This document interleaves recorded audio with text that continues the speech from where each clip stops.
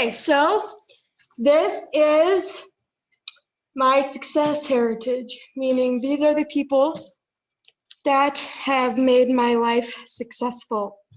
So I want you guys to, I'm going to tell you a story of the processionary caterpillar. And these caterpillars are unique. You can find them in South America. And they're unique because they are blind. And so they travel in groups. And what happens is one starts to move and then the other hooks on to that caterpillar's bum. And they just continue. And that's how they move, is connecting to each other.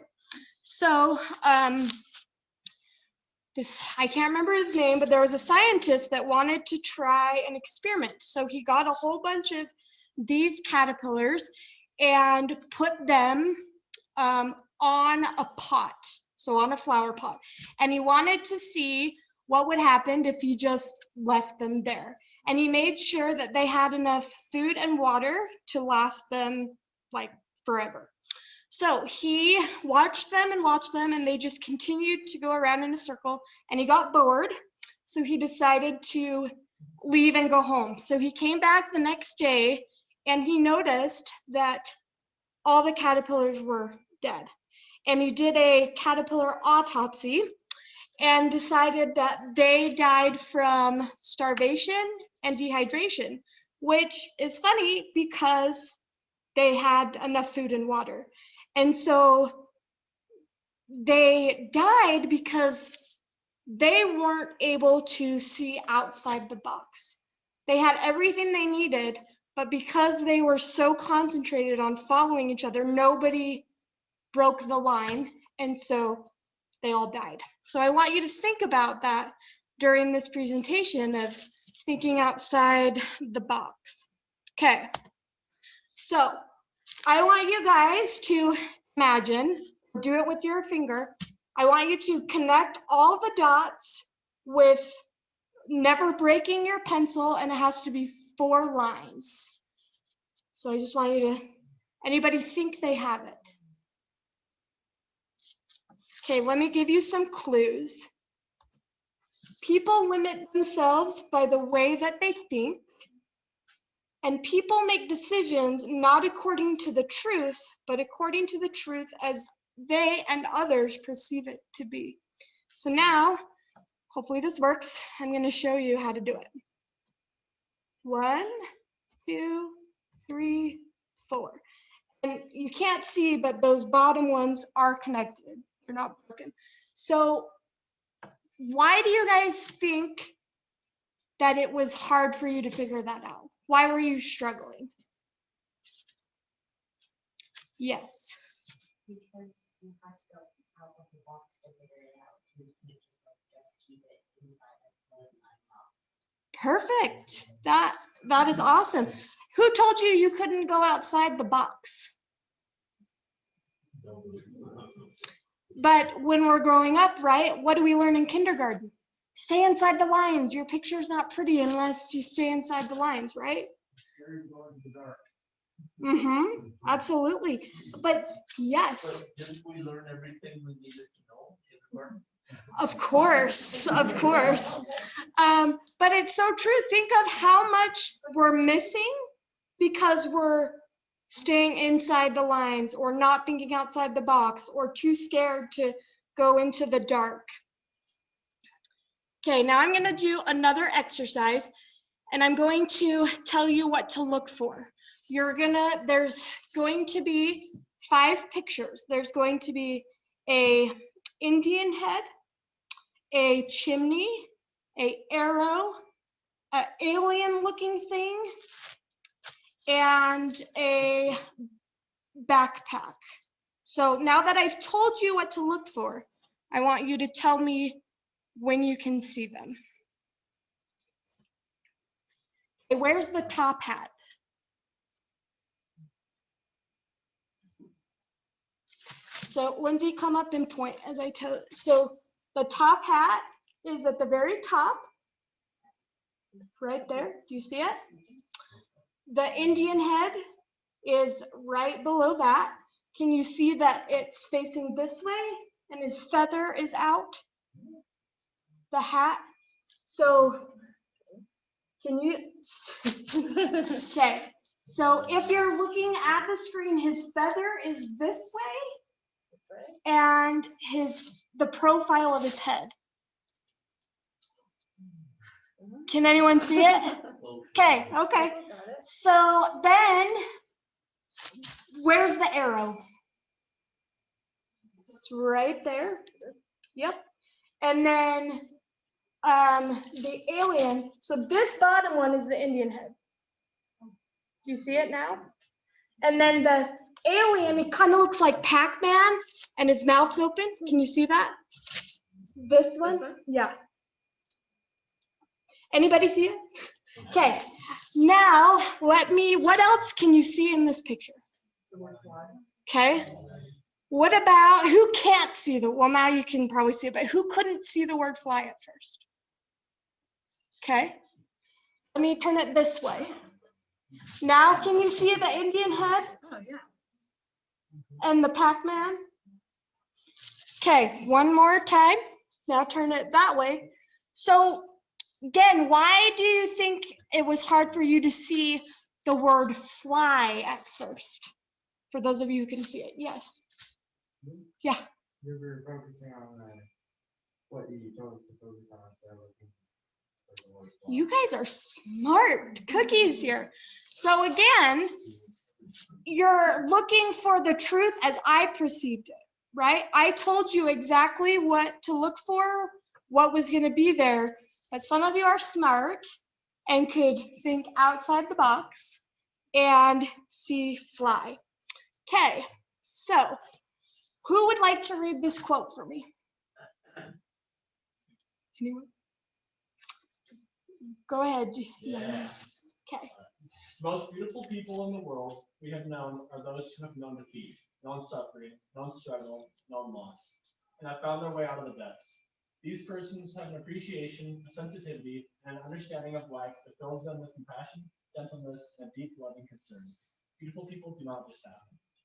So this was done by, she was like a social worker. She did an experiment with those who were dying, who were on their deathbed dying, and she wanted to know, in their opinion, what makes somebody beautiful. And everybody that she talked to said it's those who go through the struggle and are basically, they can chip at the mountain and get through it. And that's what makes somebody beautiful, not their face, their makeup, their clothes. All right, somebody want to read that? Go ahead. Every great dream begins with a dreamer. Always remember you have within you the strength, the patience, and the passion to reach the stars to change the world. Okay. So, in this world, we were, brought down to earth to have a body, and we have two choices. We can either accept others' view of you as they perceive it, or you can rise up and make something of yourself. Which one are you going to choose? I want you to close your eyes and imagine that you are back in heaven with your Heavenly Father. You are talking to Heavenly Father about what life is going to be like. There will be a lot of good things that happen and a lot of hard things that happen. You will have lots of trials and tribulations that will help you grow. Some of you may have a tough family life, may have bad self-esteem, may have addictions, physical or mental health issues. Some of you might just be lonely. Heavenly Father then says, don't worry, it will be worth it. Have faith, endure to the end, rise up, and you will accomplish all you are meant to. Now open your eyes and think about this. Now, I don't know if we had an actual conversation like that, but through personal experiences, it wouldn't surprise me if we did. But I do know this, that we chose to come here.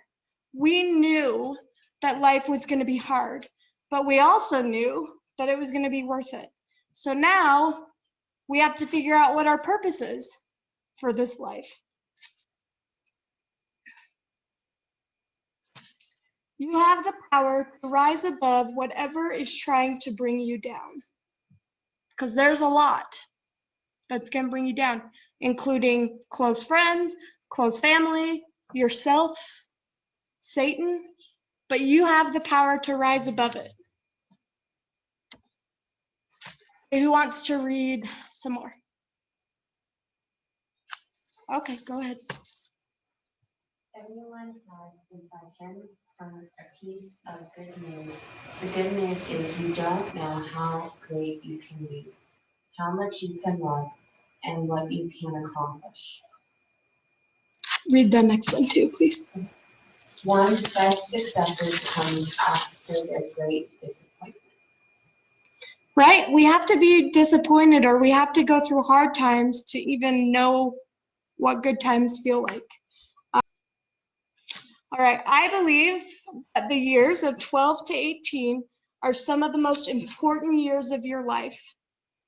You get to make some of the most important decisions about the type of person you are or want to become. So some of you may think that marriage or college or kids is way off. It's not. It's really not. And some of you may think, I don't know what I want to do with my life.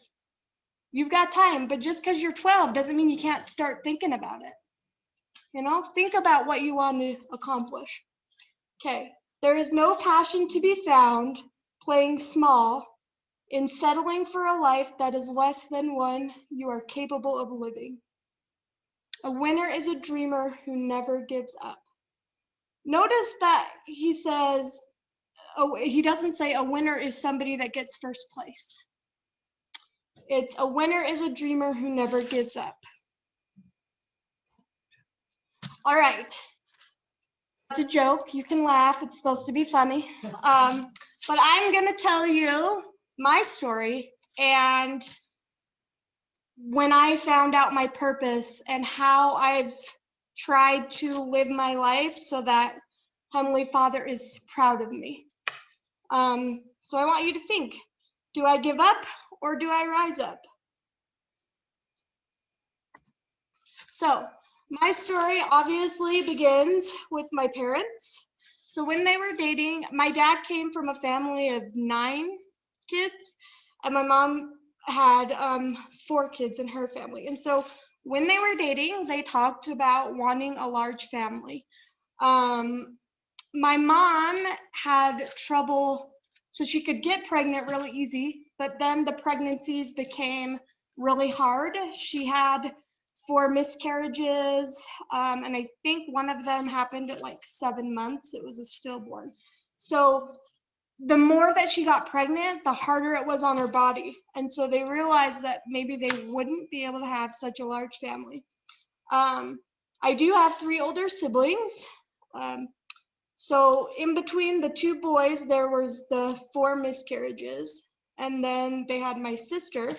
And then my mom got pregnant, and she was about 30 weeks pregnant, and my dad was at work, and he got a call from the hospital, and they said, oh, so my mom had to be in the hospital with me starting at like, I don't know, 26, 27 weeks because things kept going wrong. So at 30 weeks, my dad got a call saying, you need to come, your wife is hemorrhaging. And so my dad worked in New York City, and so he had to like drive really fast there, but I think it was like an hour away. Anyway, so my dad gets there and the doctor says, we need to deliver your baby, and I don't know if I can save both. Which one do you want me to save? And my dad, in front of my mom, said, save the baby. But as they were wheeling my mom away, he said, save my wife. And I'm sure that that was a hard decision for my dad, but he can't imagine being without her. Anyway, they had an emergency C-section, and I was born at 30 weeks. So my lungs were not fully developed, so I didn't get enough oxygen to my brain, which caused brain damage, which is why I walk funny. I have cerebral palsy. I'm one of the lucky ones because I have my cognitive functioning. I can walk, I can talk. There are some people that can't. So even though I was born and it was a successful C-section, I was going to die. I was hooked up to all these machines, and my mom told my dad, or told the doctor, pulled him down and said, "You need to let my husband give her a blessing." So my dad went back into the room, and the hospital I was at is a teaching hospital. And so they had 20, 30 students around me. And my dad said that the doctor was like, "Okay, this man needs to do his last rites to his daughter." And my dad felt kind of weird, and my dad asked, "Can I touch her?" And the doctor said, "Sure." So my dad put his hands on my head, and as soon as he put his hands on my head, all the monitors went flatline, like I was dead. And he gave me a blessing, and all the monitors started up again. And this was the story. This was blessing after blessing. So one thing was wrong, they would come running to my dad and say, "You need to give her one of those blessing things." And it was back and forth for a few days. But the doctors were still very much like, "You shouldn't continue to keep her alive. Like, you shouldn't be using these life-saving measures, because if she survives, she's going to be a vegetable. She'll be stuck in bed. She'll never amount to anything. Your life will be hard," all that stuff. So my parents had to make the brave decision of, do we keep her alive till she goes naturally, or do we just let her go? And they made the brave decision, even though it was going to be hard, to keep me going. Well, I began to improve, and the doctor said, it was funny, he's like, "I don't know what's going on, but you're letting your God do your thing, and now let me as the doctor do my thing." And so I was in the hospital, I think, for 3 months or something like that. Okay. Who wants to read this quote? Lindsay, go ahead, just read it. Think of the long view of life, not just what's going to happen today or tomorrow. So thankfully, my parents did that. They could see the eternal perspective, and they knew that while her life might be hard now, it might be worth it. It's not our choice to pick her life for her. So they chose to keep me around, which I'm grateful for. As you can see, I'm still here.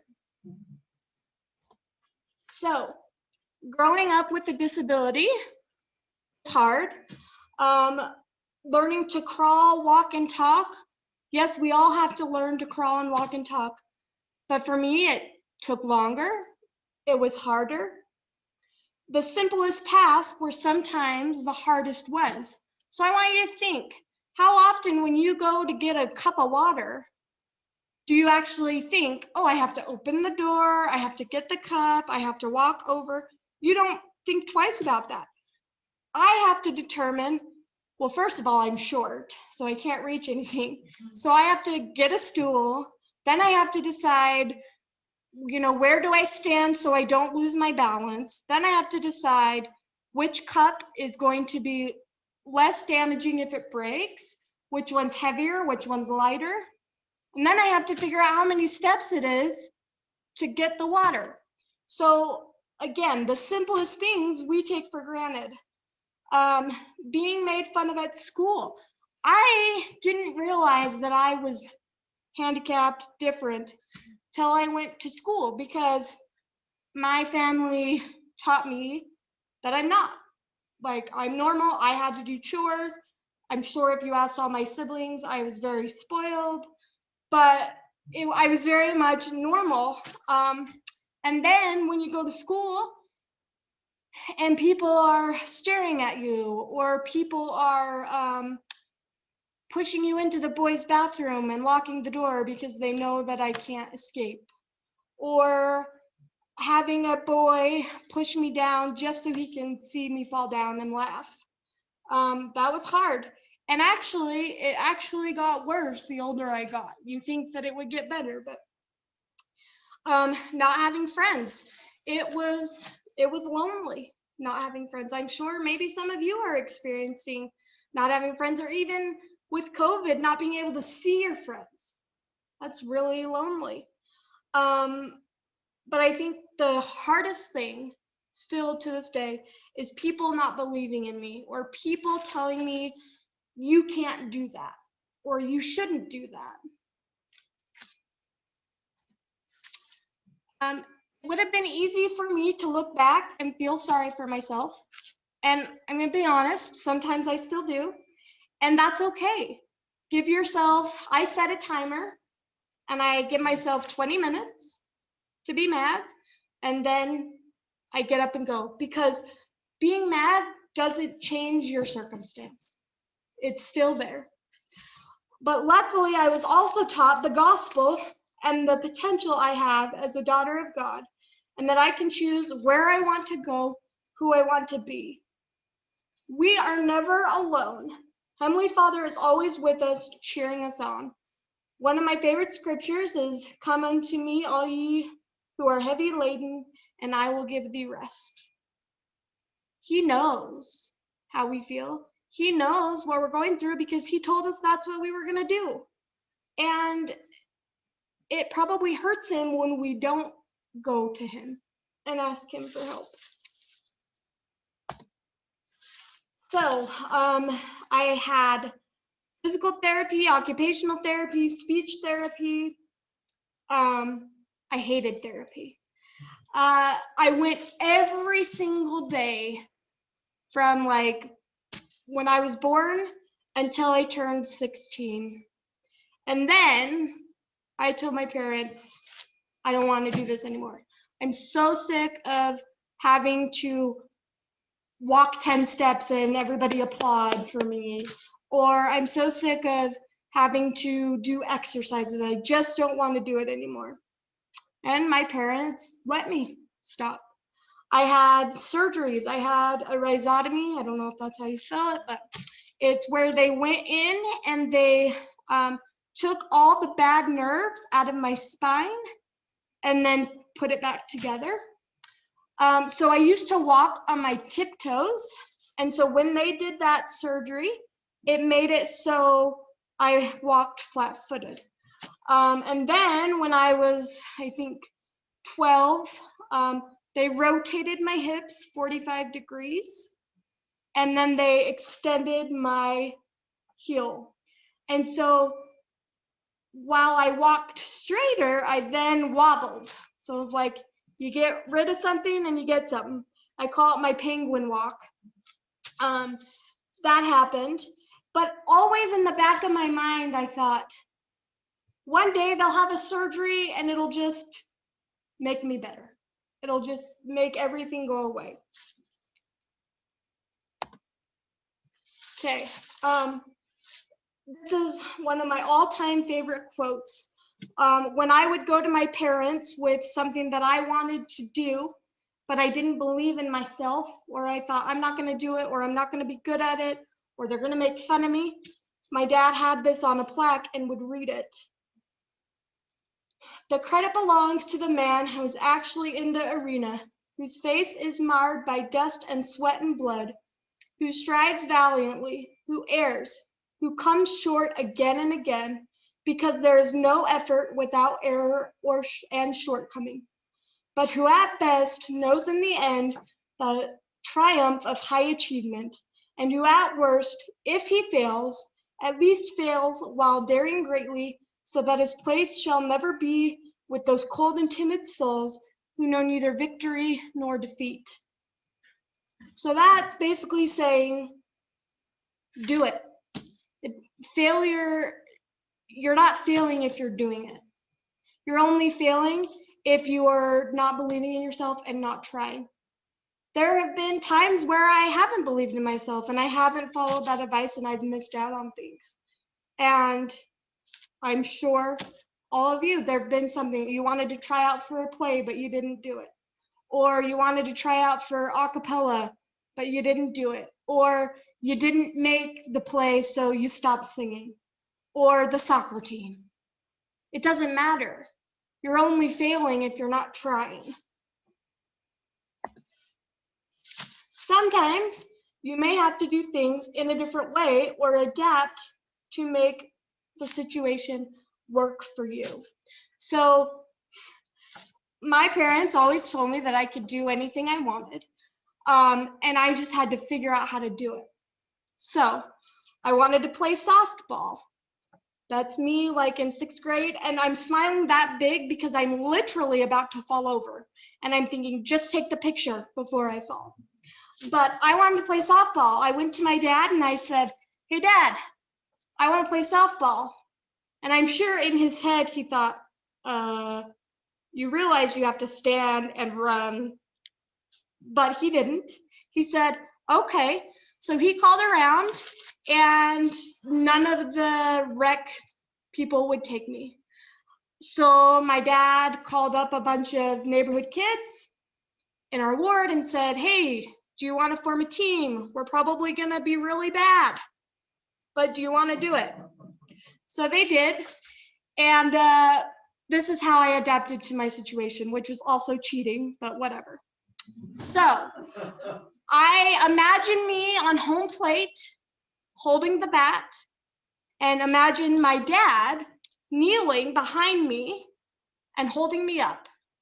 Then imagine my eyes closed thinking, please ball, just hit the bat. Please ball, just hit the bat, because I was too scared to swing. So I would stand there, they would be nice, and they would throw the ball. My dad would pick me up and run to the base. Was I any good? No. Did we lose every game? Yeah. Was it because of me? Yes. But I still did it. I just had to do it in a different way. So after softball, I thought, yeah, I'm on a roll. I want to play soccer. So I went to my dad and I said, I want to play soccer. And he saved some time and thought, well, nobody's going to want to do it, so let's make another team. So those same girls that were actually good at soccer said, we'll do it. And my dad was the coach. So this is how I adapted to this situation. I used my walker, totally cheating, running down the field, swinging my walker to hit the ball. Did we win any games? Nope. Was it me? Yep. But I still did it.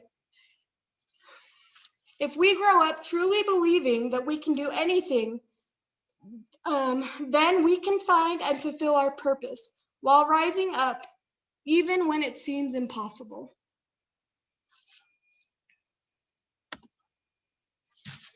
All right.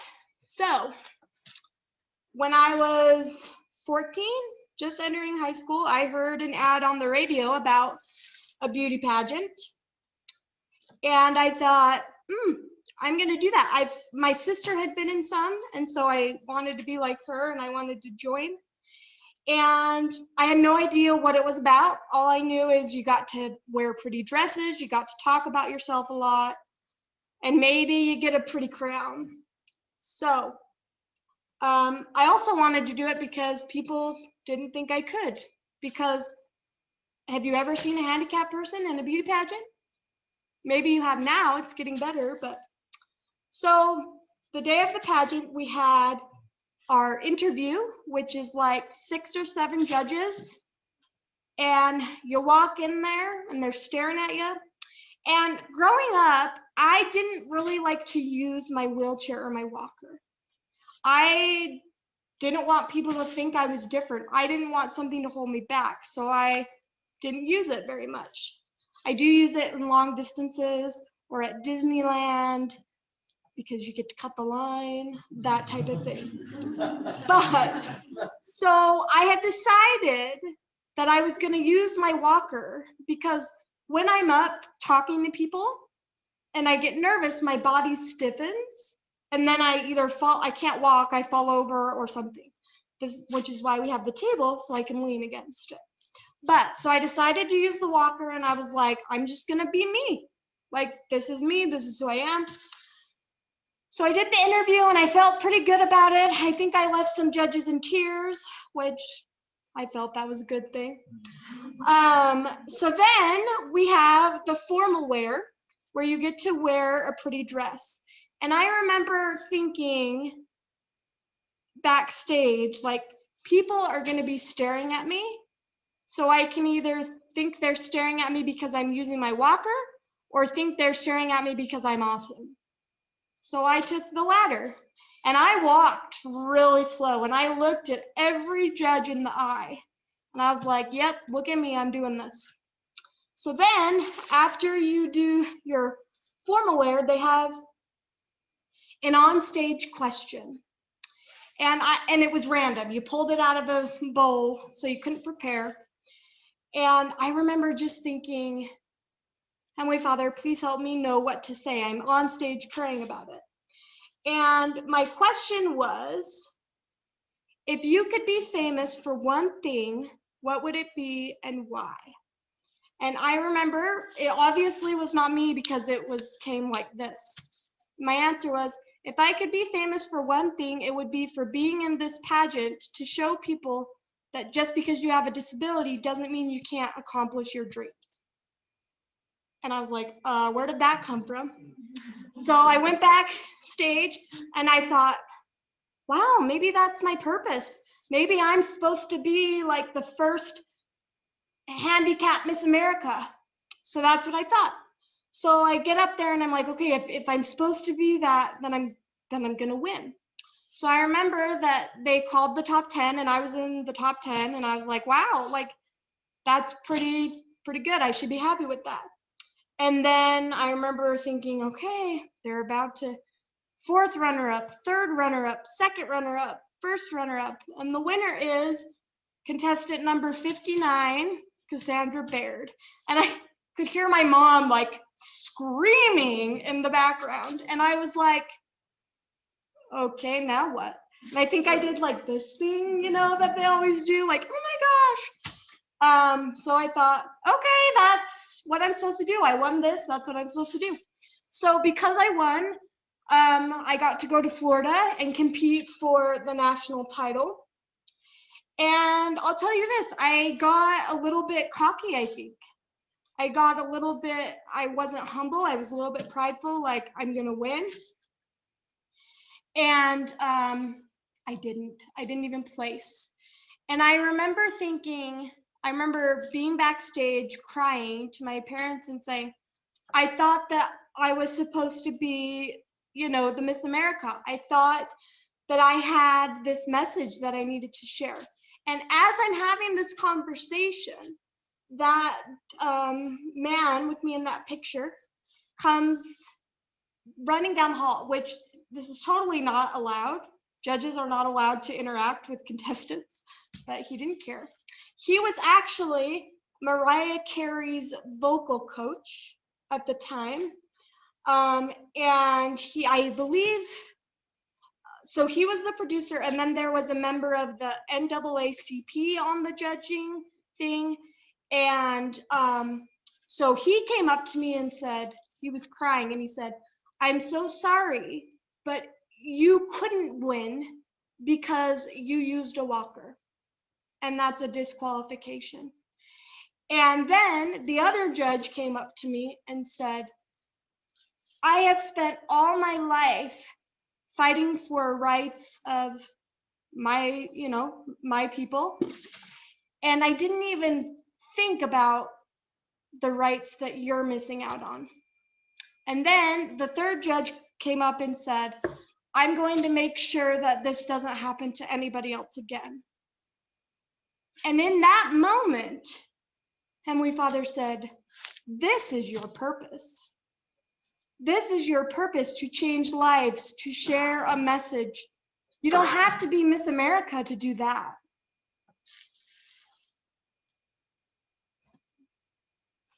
So, this picture, those two pictures of that building, that is Shriners Hospital. That's where I spent from 10 to 18. And they are a children's hospital. So once you turn 18, they kick you out, basically. So I remember it was my senior year, and it was senior ball was like 2-3 days away. I had just had a surgery to take out the metal plates that had been put in my hips. And I remember thinking, yes, it's going to be a good day today. They're going to tell me everything's looking good. They're going to tell me a surgery that's going to make me not walk funny anymore. And I remember my parents were really, really quiet.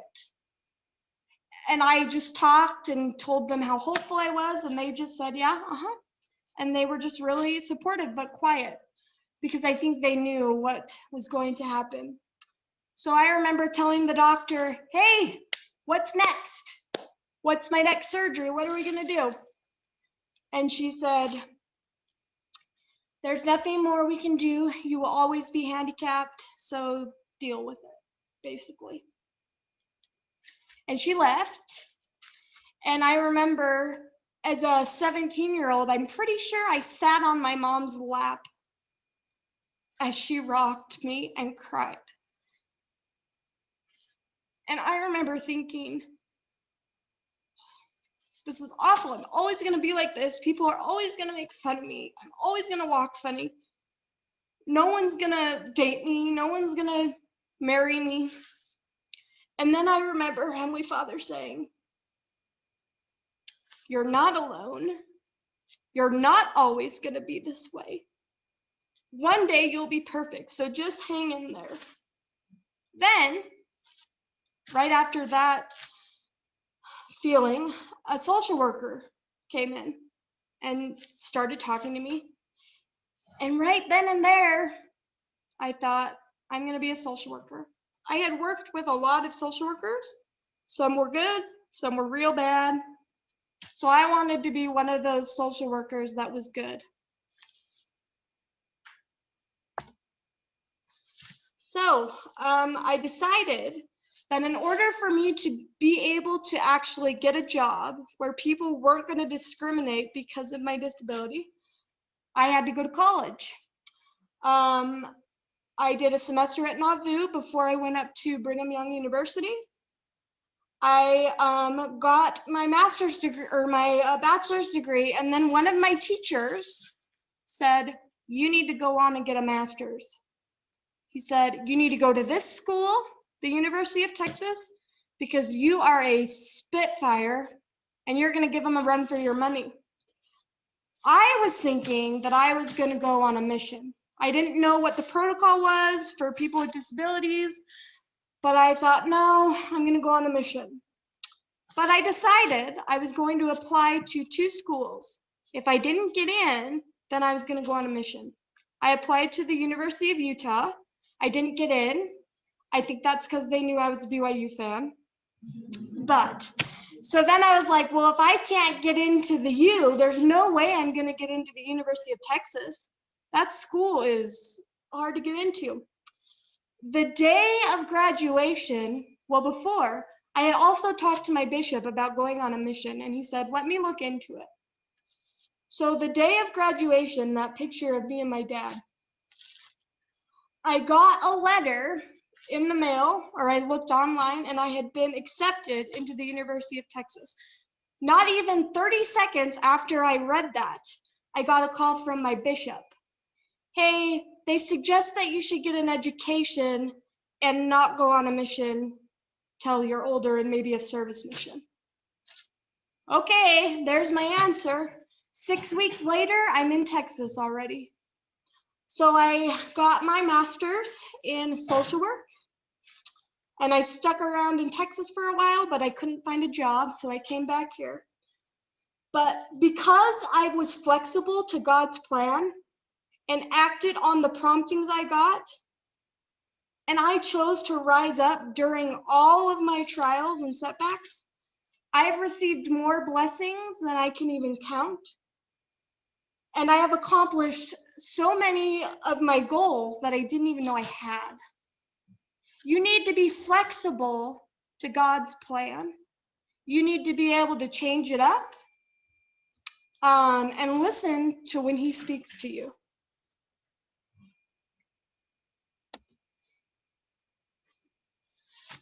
Young people in our lives are creatures endowed with particular qualities, divine qualities, which cause them to reach out in kindness and with love to those around them. We can encourage that outreach if we will give them opportunity to give expression to the talents and impulses that lie within them. Both men and women are such a necessary part of the plan of happiness, which our Heavenly Father has outlined for us. That plan cannot operate without you. You are an essential part of God's plan. You were made on purpose and for a purpose. You are not a mistake. So now you have to decide, what is your purpose? What are you going to do?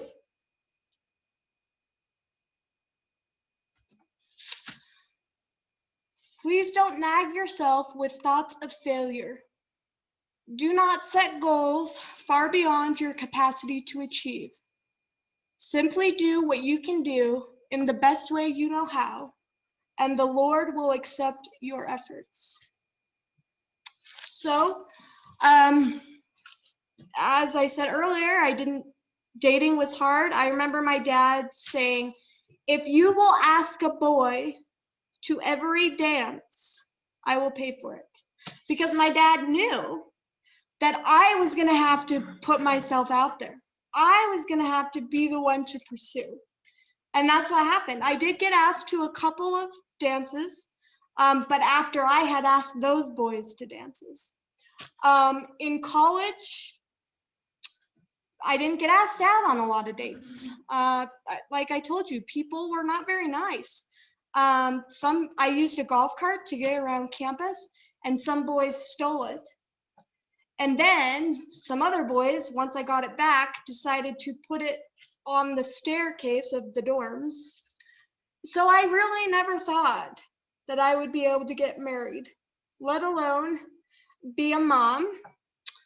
So long story short, well, I'll try to. So this is Brennan, and I thought he was cute, and I thought to myself, I'm gonna talk to him and bet him something that I know I'm gonna win. And he's gonna have to take me out on a date. Because I knew he wouldn't ask me. So I said, whoever reads their scriptures the most in 30 days wins, and the other person has to take him out on a date. So basically I set it up so either way I had to go on a date with him. So we went to the Jazz game, and it was fine. But I remember telling myself, I'm going to continue to ask him out until he says no. And if he's dumb enough not to say no because he doesn't want to hurt my feelings, then he has to live with the decision. So I continued to ask him out.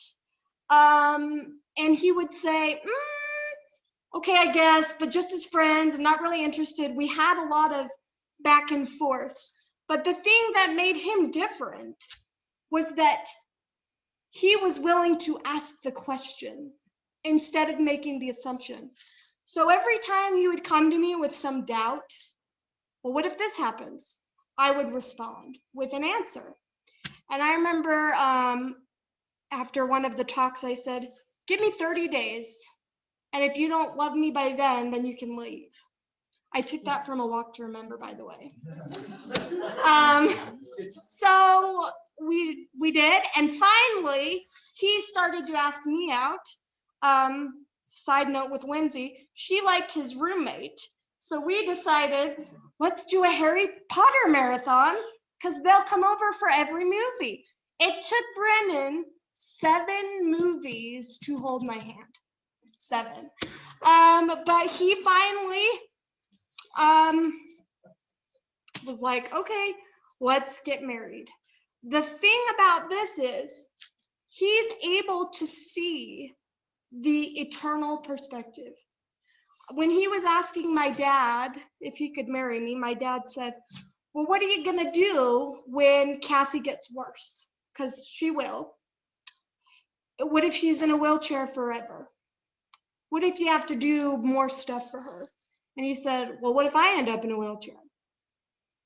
And I'll tell you this, do we argue? Yes, but I don't think maybe one argument has ever been about disability stuff. It's not even an issue. For me, it's a little bit of an issue. Is he gonna resent me because he has to do more, that type of thing? But I did get married, but I wouldn't be here if I wouldn't have pursued. So many of us feel like the guy has to ask the girl.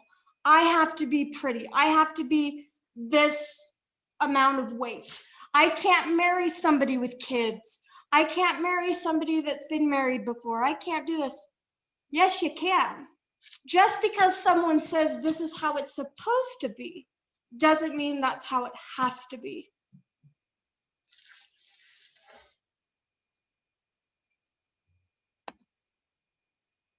So, you are a son or daughter of God who loves you. You have a purpose. You are full of success potential. You can do anything you want if you believe in yourself. But you have to choose to rise up, and you will do amazing things. So, you have a choice. You're going to accept others' view of you, or you're going to rise up and make something